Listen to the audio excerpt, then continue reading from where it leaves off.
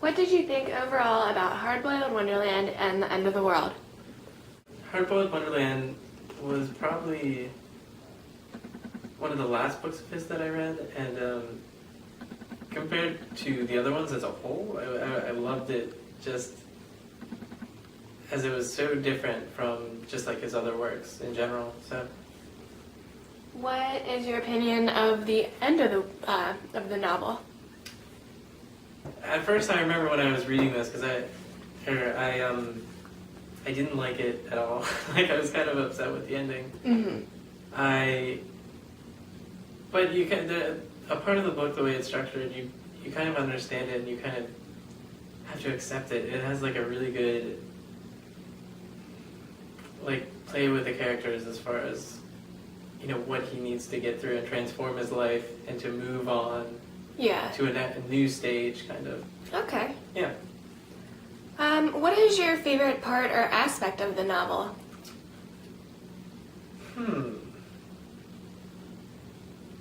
I guess I'm really big into psychology, so Yeah.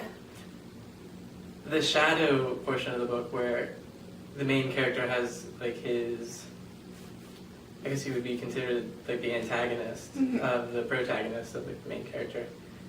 And the interplay of that and the literal sense of like a shadow in psychology and how they play together, in stories, I think is just amazing how Murakami just incorporated that in the book. What other Murakami novels do you recommend that we read? I would say the best book was Wind Up Bird Chronicle, just his masterpiece, I think, as far as a writer goes. Yeah, I would say that, and then second to that would be After Dark, which I thought was a really just short read, but it was just really powerful. I remember you mentioning that we should read a novel of his called Norwegian Wood. Could you tell us just a little bit about that one and, what the significance is? That one, it's more of a love story. I would say more as a whole with his other pieces, I would say that's it's not as different. It's not as, and it's more mainstream, I guess, in the sense of literature. And so it kind of makes sense why they would pick that for a movie. And as a whole, I think a wider audience would understand that book compared to his other pieces. Oh, definitely. So, yeah. Are these books or any other books of Haruki Murakami's novels, are any of these similar to Hard-Boiled Wonderland and The End of the World? I'd say the one that's most similar, I mean, his style ranges from mystery, drama, and then it has an ambiguity to it that's his just creative styling. And I would say in comparison, I guess Hard-Boiled Wonderland's really, it's close to Wind Up Bird Chronicles, I guess, in the same way he manipulates a story structure. In Wind Up, he kind of interplays between different stories that are going on at the same time. I like that. Kind of how Hard-Boiled Wonderland does the same thing, but it's only with two worlds. Oh, so there are a lot of worlds in this one. It's more complex. Okay. But by the end, he has just this way of interplaying time and space where it meets at these points again, at the end of the book, and it's just beautiful. So. That's great. And just one last question.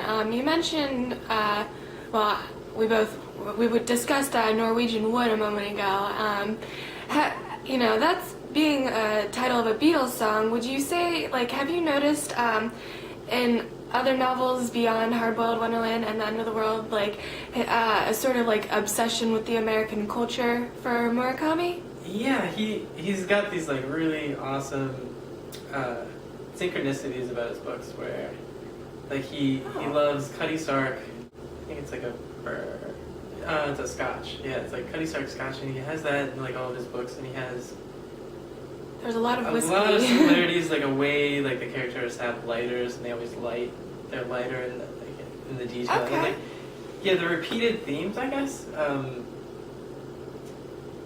I always do wonder about that. Yeah, being a pretty popular thing in the Japanese culture, Yeah, it really is. It's just he does continue that, and he does, and music especially, the Beatles. He loves the Beatles.